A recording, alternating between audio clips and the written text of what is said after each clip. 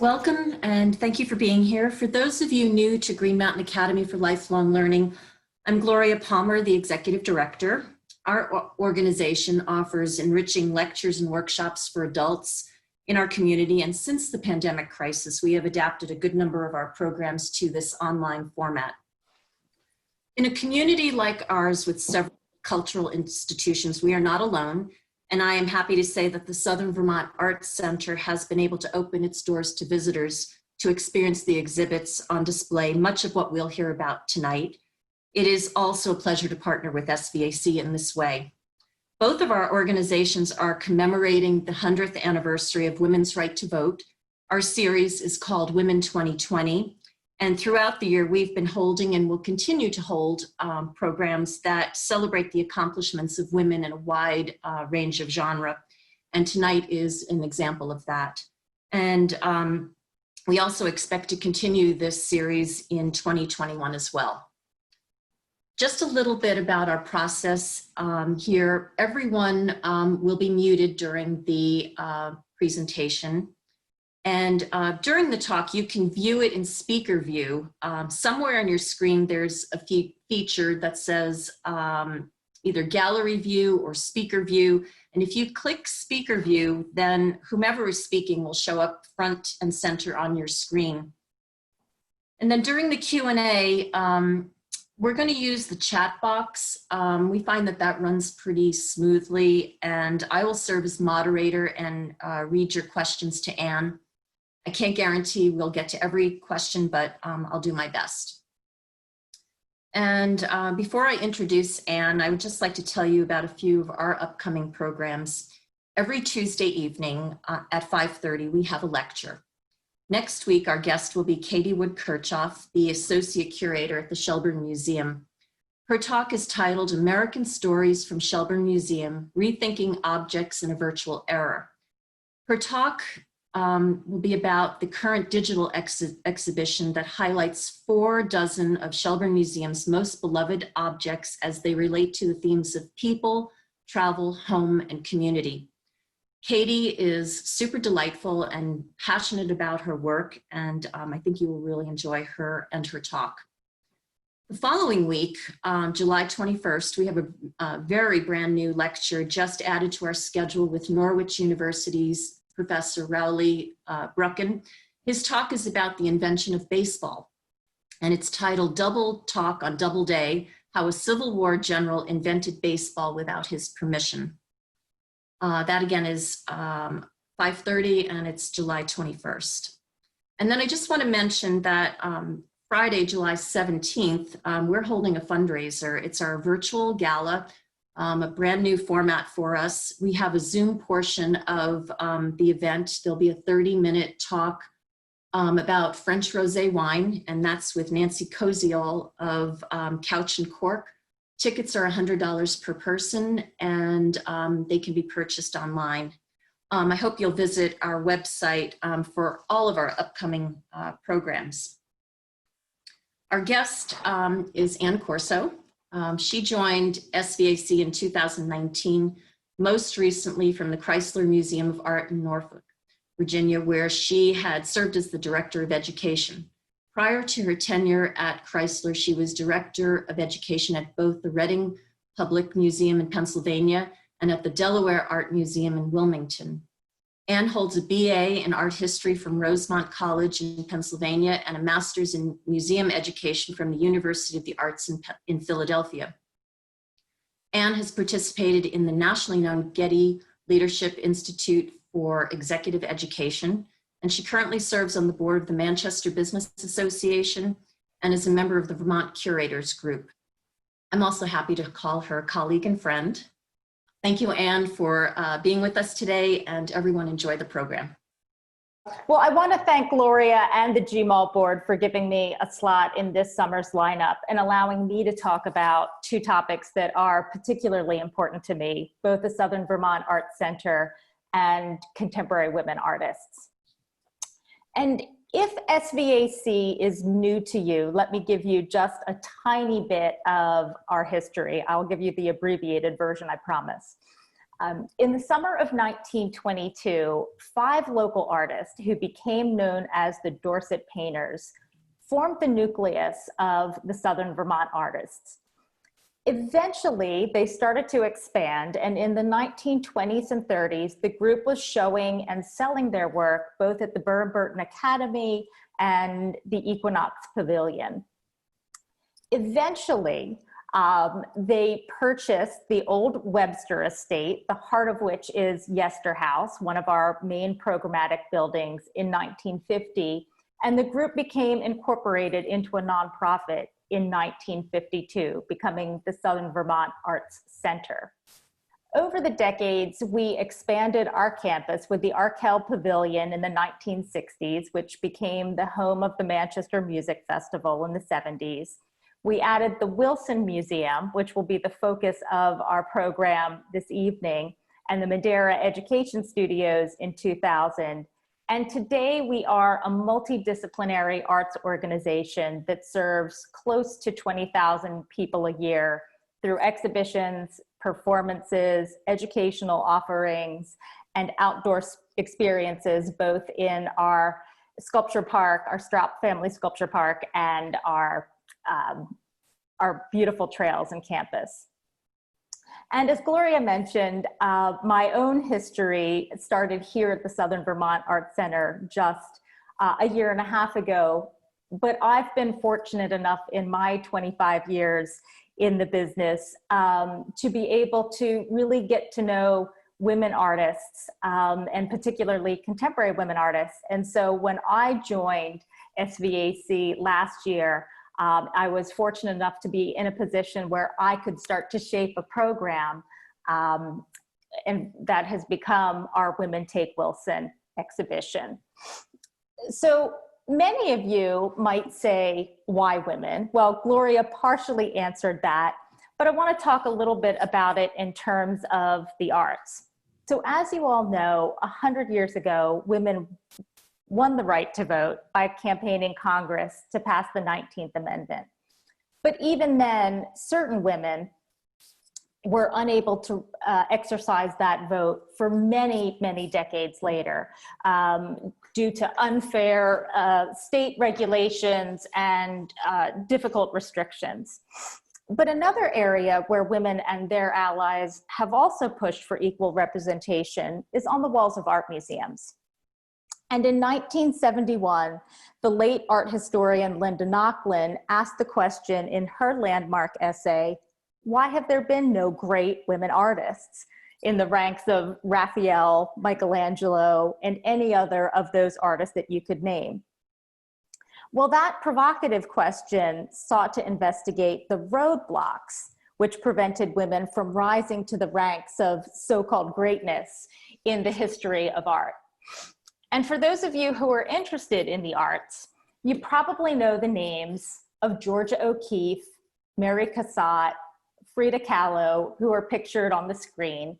And if you're passionate art enthusiasts, you might be able to offer up the names of Yayoi Kusama with her immersive, interactive experiences, or Helen Frankenthaler, the abstract expressionist painter who trained here in Vermont at Bennington College.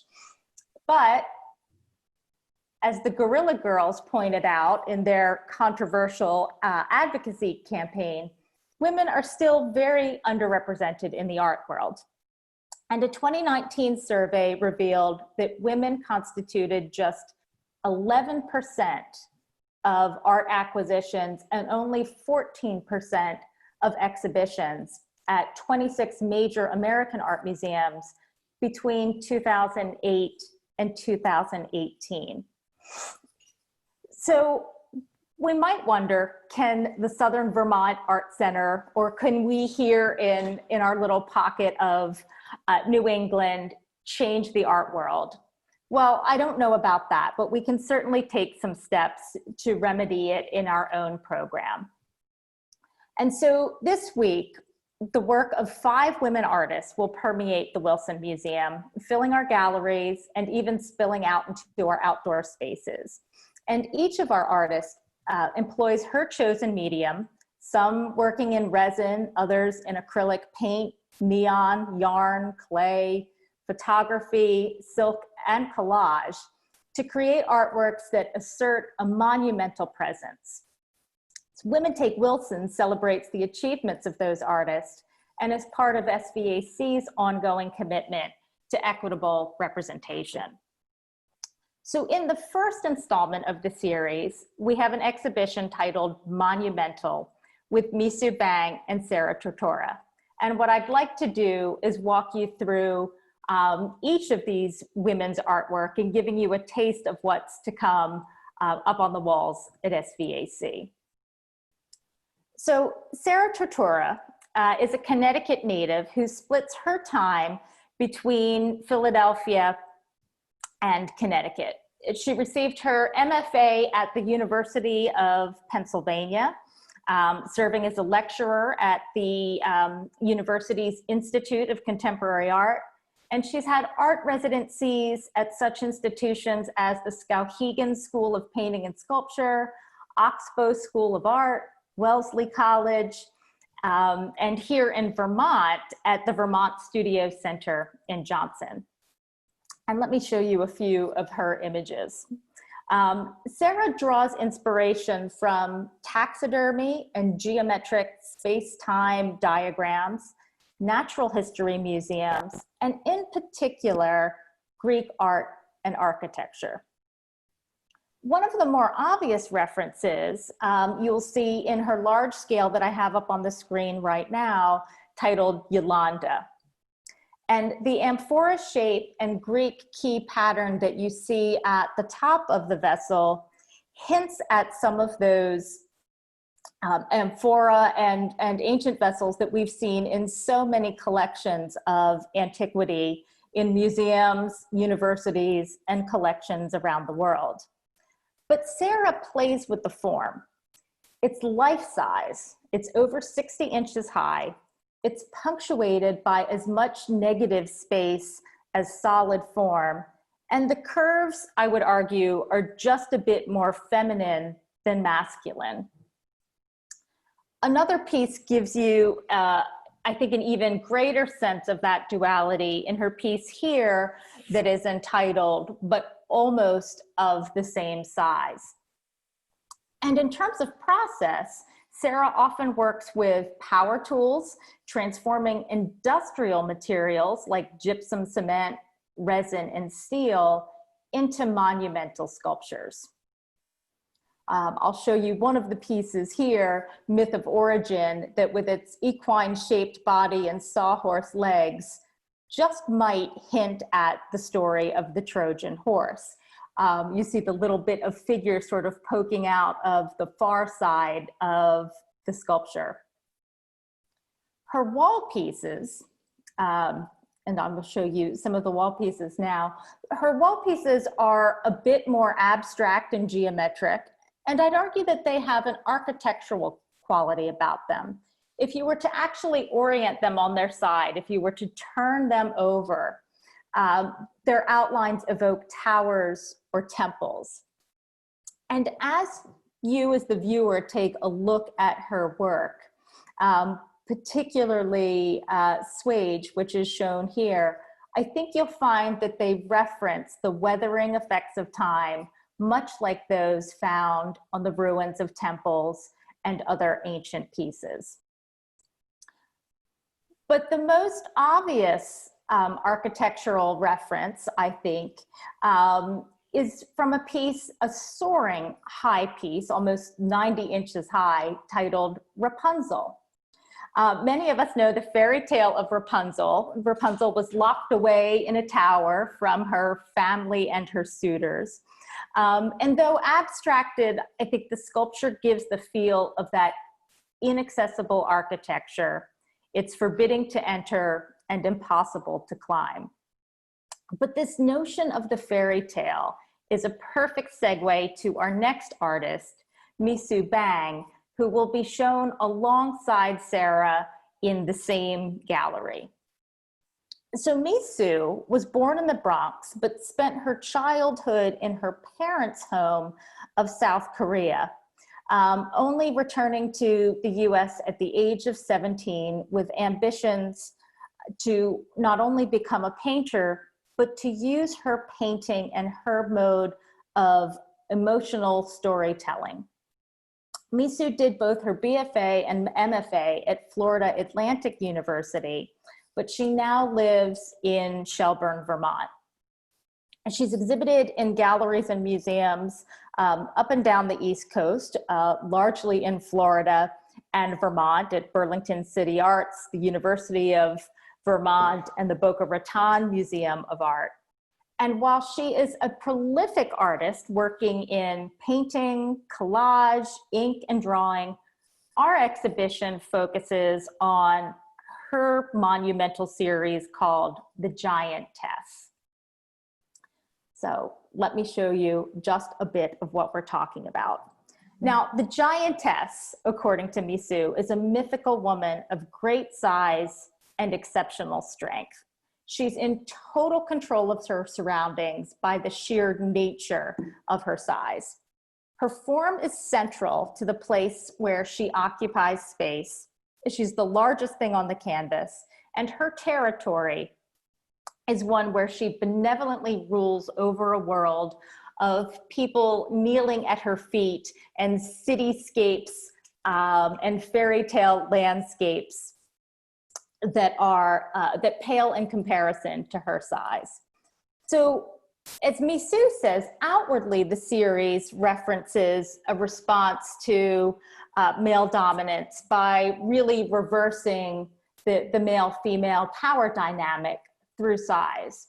But there's another layer to Misoo's work as well, perhaps an even more powerful layer. And inwardly, it's a therapeutic intervention aimed at the women who model in the paintings, as all of them have been traumatized by sexual violence at some point in their lives. Now, this is really central to understanding Misoo's work and the Giantess series in particular, as Misoo herself is a survivor of childhood sexual abuse. Now, I'll tell all of you that I'm not revealing her secrets. She's incredibly open about her past trauma. And while she might not have gotten resolution in a traditional way, she finds resolution through both painting and working with others. And so one request that I will make of all of you tonight and going forward is that along with Misoo, you consciously use the term survivor rather than victim when talking about these very brave women or others who have experienced the same trauma. So the models, though, as I mentioned, are real women, just like those in our own community. Let me show you a few more. There are colleagues and neighbors who, by entrusting their trauma to the artist, has really given them a new power, a power to be reborn, to tackle their self-esteem, and even to grow to superpower proportions. So within Misoo's Giantess series, she has a sub-series, and she calls this, it's rather self-portraits in one way. The sub-series is called The Giant Asian Girls. And so she uses that with a bit of tongue-in-cheek, with a bit of irony, because these acrylic paintings and collage, I think you'll see that the figures, as you look closely at the screen, the figures are painted and backgrounds are a combination of collage and paint over them. These paintings really contemplate gender-based violence and racial stereotypes for Asian women living in the US. And the giant Asian girls in the next few images that I will show you tower over their built environments, some of them showing architectural references, art historical references, as well as Disney characters and golden books and Richard Scarry stories, many of us who grew up with those.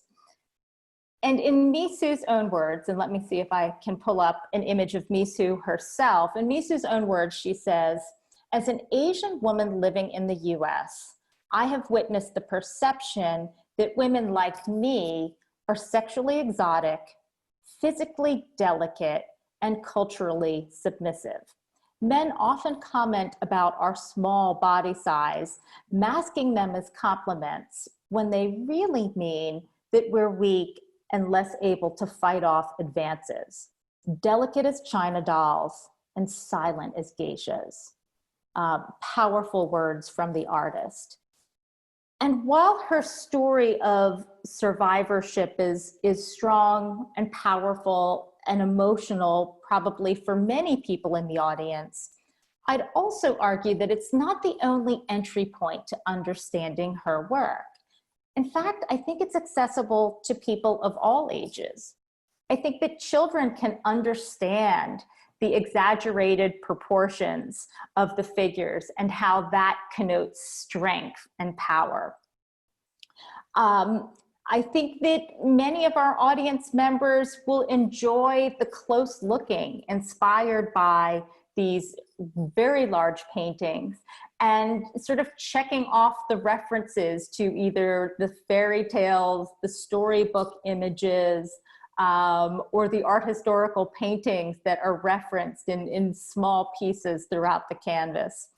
And Misoo herself told us just this week that her 8-year-old daughter wouldn't let her mom put her favorite painting up for sale. And I will show you the favorite painting of Sleeping Beauty. And so I truly believe that they're accessible on a variety of levels. And so for the show that will open this week, the third woman in our Women Take Wilson series is Lauren Booth. And Lauren's work is as different from Misoo's and Sarah's as you could possibly want.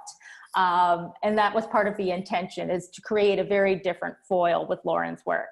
So Lauren is a California native, Northern California native actually, who makes rural Connecticut her home with her family. But she studied both theater and sculpture at the Kensington Chelsea College in London. And she traces her artistic career to a time as a teenager when she was keeping journals, collaging together little bits of images and ideas, and eventually those things started jumping off the page and becoming sculptures. Her early experiments, and let me pull up a couple of images for you. Her early experiments in sculpture were with resin. What you see here with the rainbow image is made entirely of resin, a material that she has continued to use, but she has branched out into many others as well. According to Lauren, it was back in 2004 that she first made a neon sign as a Valentine's Day gift. And she became so enchanted with neon that she started learning how to manipulate that with greater intricacy and working in larger and larger scale. And so one of her recent exhibitions in the UK, Electric Menagerie, included neon birds, goats, dragons, a flea circus, and more. And so Lauren's work has been seen in a number of collections across the US, as well as in the UK, and featured in Architectural Digest and many other publications. But for Lauren, I will show a couple of the additional neon images here. For Lauren, the connection between the viewer and the art is most important. When she conceives of a work of art, she thinks about how people will experience it. And all of her pieces have some element of interactivity, whether it's reading and processing the pieces themselves, like the neon pieces, whether they invite engagement or a sense of touch, like the pieces with neon, or some of the large-scale installations that you see here that reference the natural world. but with materials such as tissue paper and armature for these large sculptures. But what's the most ambitious project in this particular series is a piece that Lauren is calling Sunrise. And so Sunrise is really a collaborative project where she has designed tree scarves.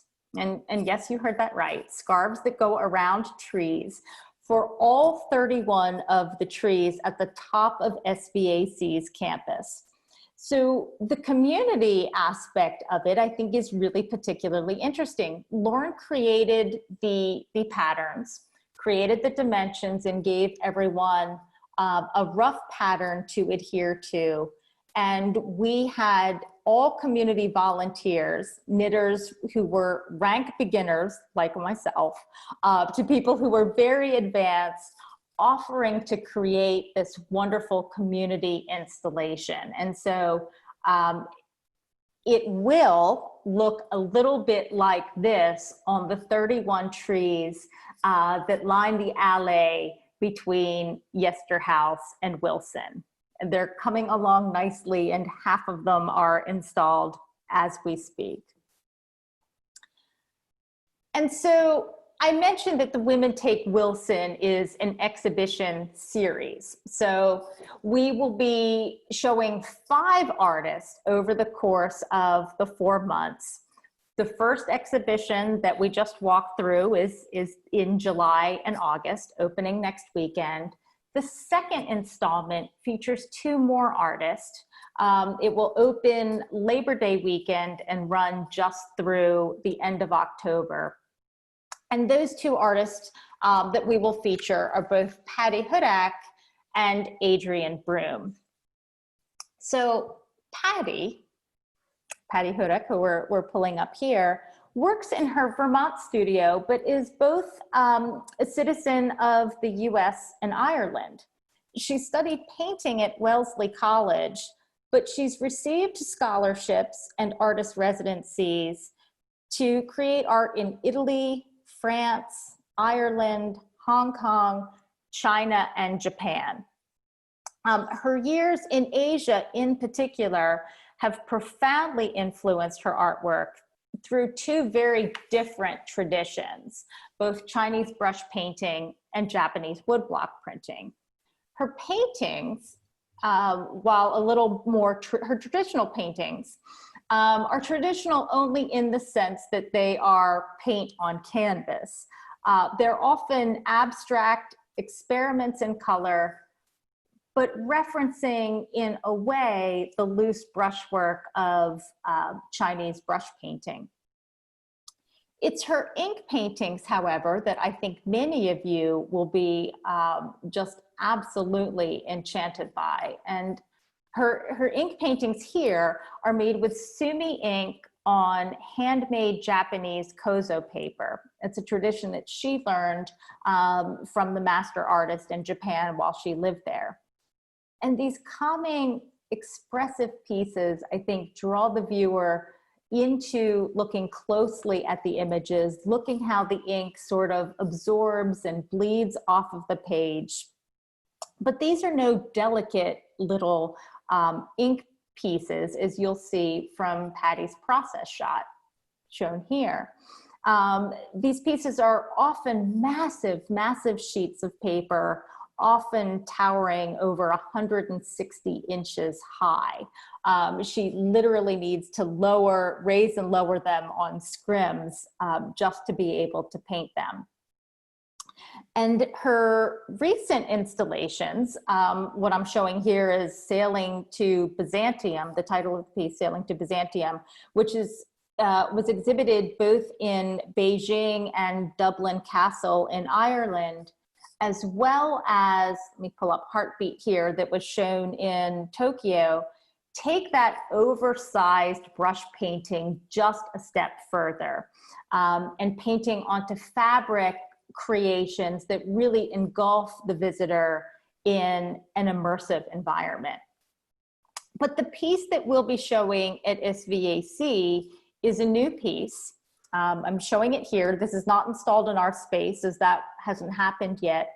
But the work titled There Through the Broken Branches Go was the result of Patty winning the very prestigious combined grant from the Vermont Arts Council and the National Endowment of the Arts, which gives just a few artists a year-long creation grant and the time and funds to work on a piece that is central to their career.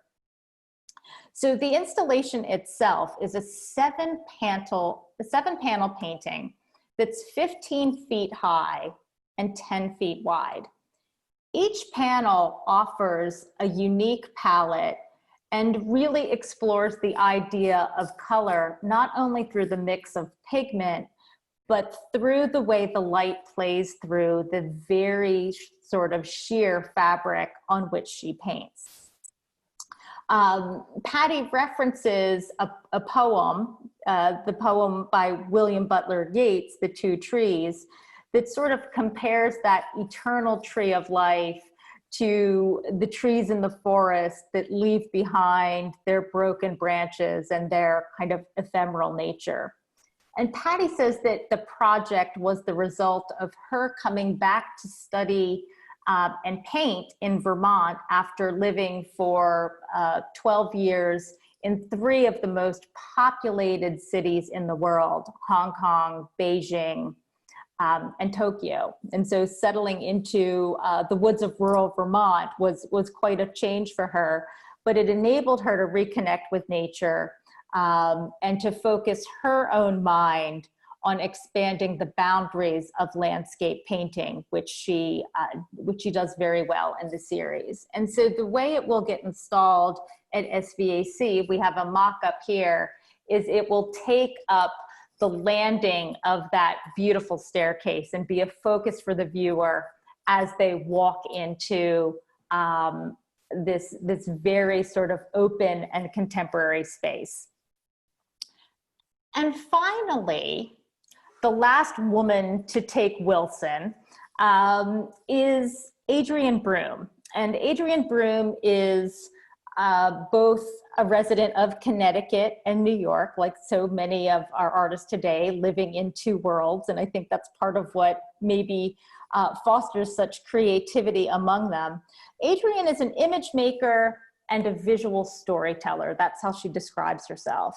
She's a photographer, a fine artist, and a set designer, and she infuses a sense of magic and wonder into everything she creates.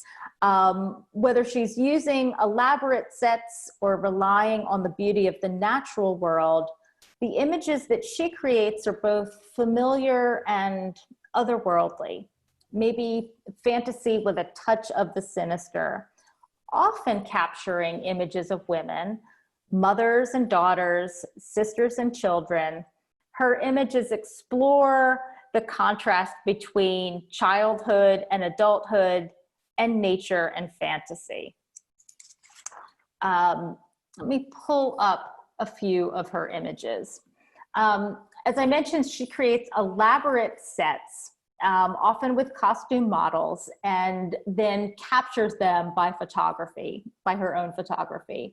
And this process has garnered her commercial work with such high-profile brands as Badgley Mischka, Modern Trousseau, Enchanted, and Disney. The images that you see here are from a recent bridal campaign for the House of Design of Badgley Mischka. Now, she also does commissioned portraits, and I'll show you a few samples of them here. Anything but a traditional portrait, certainly a traditional photographic portrait. So she places her subjects, sometimes they are singular, sometimes they are families, either in richly created sets like the one that you see in the center of the little girl in red, or playing off of art historical references, famous paintings like the young man who is playing off René Magritte's Son of Man painting, or of course, the young woman who is posing as Vermeer's iconic girl with a pearl earring. But at SVAC, we'll be showing two different bodies of work of Adrien's. The first of which is called Holding Space, which is a series of photographs of historic homes of famous artists and writers. And typical of Adrien's style, she really kind of reimagines life in the house through its famous residents, or through the famous residents who once lived there, I should say. She often employs models in costume, and the house that you see here is the Mark Twain house in Hartford, Connecticut. The outdoor mist on the exterior, the dramatic indoor lighting, the costume models, and even the frog hinting at Twain's famous short story, The Jumping Frog of Calaveras County, are all part of her constructed set. Another one of the homes in the series looks very ordinary from the outside. But what you should know is that it is the home of Lee Krasner and Jackson Pollock in Southampton, New York. And of course, when you look at the interior shots, Adrien, of course, recreates the feeling of the house, both of sort of the self-destructive, the great but self-destructive Jackson Pollock, and for me, more interestingly, the dynamic between his artist wife, Lee Krasner, and his own tendencies towards self-destruction. In the adjacent gallery, I'm showing you just an image here of how absolutely dramatic an installation of Adrien's can be. This is from a recent installation at the Hudson River Museum in New York. But as I mentioned, we'll be showing two bodies of Adrien's work in our two galleries in the Wilson Museum. And so adjacent to the Holding Space project is another one of her projects, and probably her most ambitious work, titled simply The Color Project. The Color Project showcases her storytelling through photographs and created from elaborately constructed fairy tale sets. So I'll share the narrative with you as we look at the work, because it centers around the protagonist, who is a little girl by the name of Annie. And Annie is about to wake up in a room where all the color has gone. There are clouds on the ceiling, snow on the floor. She's surrounded by wedding cakes and about to wake up in a dream. And her first glimpse of color comes through a hidden doorway, which she opens and discovers a brand new world of red. And you can see the elaborate set designs that Adrien creates here in the world of red. But falling between these magical worlds, the floor of the telephone booth gives way to take Annie to her next adventure, which is a world of orange that she explores and finds monarch butterflies, jack-o'-lanterns, and more, until she comes upon her next adventure, sliding down from the heavens into a world of yellow. But as you can imagine, she does not stop there and finds a tunnel that smells of freshly cut grass and hears the sounds of the jungles, where she enters a world of green and the pond comes alive, until eventually she moves on to her next adventure by climbing up a vine into an overhead world of blue. And in this world of blue, surrounded by schools of fish, she takes a lesson from an octopus and eventually finds her way to her next world through the treasure chest, landing on a purple encrusted planet that is filled with gemstones. But after her adventure, she lies down to go to sleep. And as you can probably all imagine, as she drifts off to sleep, begins to wake up and find herself back in her own bed, back in a world of color. And as you can probably imagine, Adrien is thinking about this series not only as the photographic series that we will show at SVAC, but potentially a short film or even a children's book. I think both would serve this work very well. And I also think that our audience will be absolutely spellbound by it, particularly as the images can be printed very large. And really filling up the contemporary space at the Wilson Museum. And so while each of our 5 artists work in very different media and convey very different messages throughout their art, each one exemplifies what it means to be a successful female artist in today's society. And I hope that there's something for everyone. You might respond to the abstract and cerebral work of Sarah Tortora. You might find the emotional and powerful paintings of Misoo, or ones that sort of resonate with you, or even the fun and whimsical installations of Lauren Booth.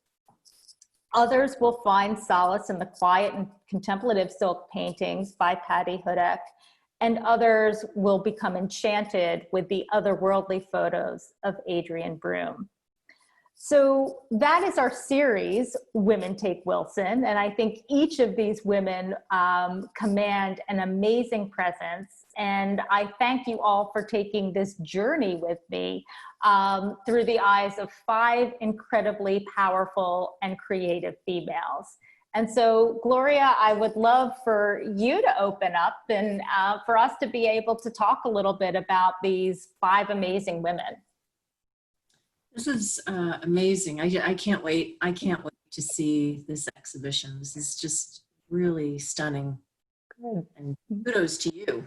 I'm glad to hear it. Thank you. We're very proud of it. We're excited to see it, and excited, I think, to introduce our community to these women, most of whom aren't household names, but should be, and with any luck will be.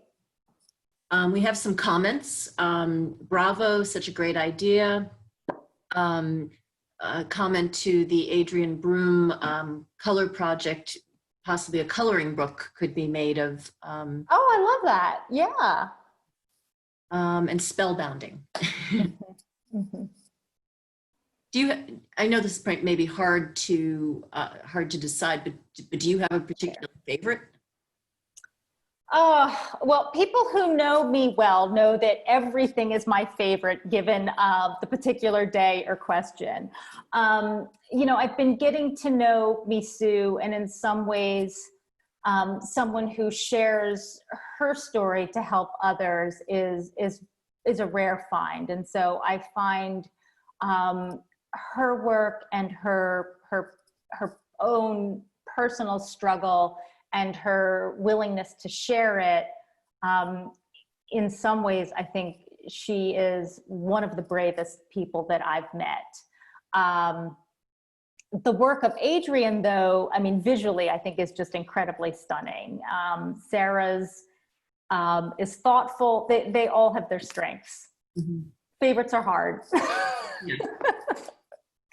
So we have a question. How does this particular exhibit relate to exemplify your longer term vision for SVAC? Oh, that's a great question.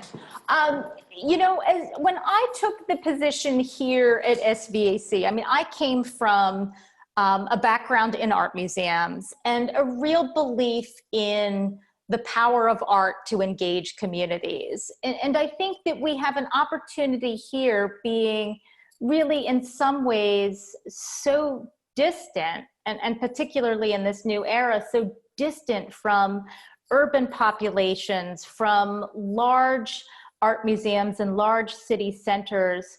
For me, I would love to see the Wilson in particular be able to showcase some of some of the artists from across the country, some of the best contemporary art that is out there. Hopefully, you know, our mission to our artist members and connecting with our artist community and local artists can also benefit by expanding their horizons and really seeing what's on the edge of contemporary art and installation these days. What was the process like to find these female artists? Were there many applicants? This wasn't, that's a great question. So at SVAC, we have a couple of different processes for showing works. And often we look for proposals. In this particular case, this was one that was mostly invitational. It started with the germ of an idea of celebrating women artists. And some of it, quite frankly, was research. I found Misoo through the Vermont Arts Council, as she was one of the artists to watch and featured in the I Am a Vermont Artist. Adrien was somebody that I knew from my Chrysler days and knew she was connected in New England. Patty Hudak was somebody that we, again, got connected through because of her life in Vermont.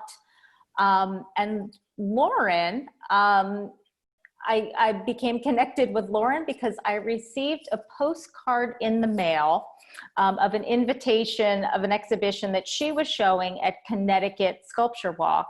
And I cold called her and told her we liked her work and would love to show it. And that started a relationship. So, I mean, it was a little bit random. Some of it was personal, some of it was relationships, and some of it was really looking to some of the resources out there, particularly the Vermont Arts Council, in helping me connect with some of the artists who are really working on the edge here in the region. We have a comment, a huge step forward, so exciting. Thank you. Let's see, kudos for bringing such a powerful exhibit to SVAC. Thank you for sharing your vision. I can't wait to see it in person. Question, what are your thoughts about traveling exhibits from our permanent collection? Oh, wonderful, wonderful question. I think that's sort of our next step. So as I have been getting to know SVAC and our permanent collection, we have an incredible resource in our collection. Now, it has strengths in some areas and gaps in others, like collections will. Ours is particularly strong in our Southern Vermont artists. And so this season, particularly as we finish a few construction projects, it will allow us to create some small focus exhibitions of our permanent collection in our own galleries. I think that will sort of test the waters and see, one, what the audience response is, but will also enable us to start to do the research to maybe package some of those works as a traveling exhibition. And I think there might be a desire to see some of those works, particularly in the New England area. And I would think absolutely in Vermont, but my hopes, of course, go beyond that. What are your thoughts on obtaining new works for the permanent collection? You know, new works are something that are possible. And we as an institution would want to be sure that we are good stewards of our collection, which is something that, you know, as we grow as an institution, we are working on. We also have to be thoughtful and strategic about it and really develop, I think, a strong collections plan before we just, you know, start either accepting or acquiring. I'd want to do it the right way and be sure that we had an institutional plan for it. But that doesn't mean that we wouldn't do it. We just want to take the right steps and be sure that we're not accepting things that 10 years from now the leadership of the institution would look at and say, what were they thinking? I've been in museums that have had that very thought. What were they thinking? So we really want to develop a plan first, but that's a great question. Realizing there are a lot of unknowns, how do you predict the coronavirus crisis will impact the art world going forward? Oh gosh, it's such a hard question, and you know, I think in answer to that, in some ways, smaller and mid-sized institutions and institutions that are not in large urban city centers have a new opportunity if they can weather the financial storm. And I won't make light of that because that's incredibly difficult. But if they can weather the financial storm, they have the opportunity to reinvent themselves and to do really new and creative things, to create online learning, to create outdoor opportunities where you might have never done so before, to expand your reach with things even like we're doing tonight. Whereas I think the larger institutions have trouble just imagining how to open the doors. You know, the Met literally doesn't know how to open its doors.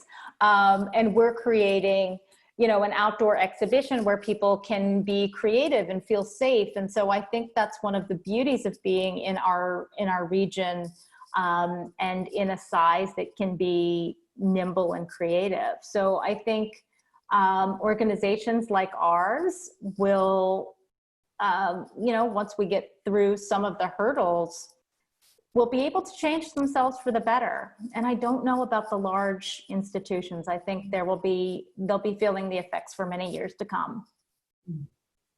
I'd just like to thank you, Anne, for being here with us. Thank you, everyone, for attending this Zoom lecture. And I hope to see you at another one of our GMALL events. But I also, please visit the Southern Vermont Arts Center and their new exhibit. This is very exciting. Yes. And enjoy the rest of your evening, everyone. Thank you very much. Thank you. Thank you so much. Thank you, everyone. And thank you, Gloria. And we do mean it. Come up, and if you're able to, come up and see us. We open the exhibition on Saturday afternoon. So I hope you can, if you're in the area, I hope you can be my guest. Thanks all. Good night. Thank you.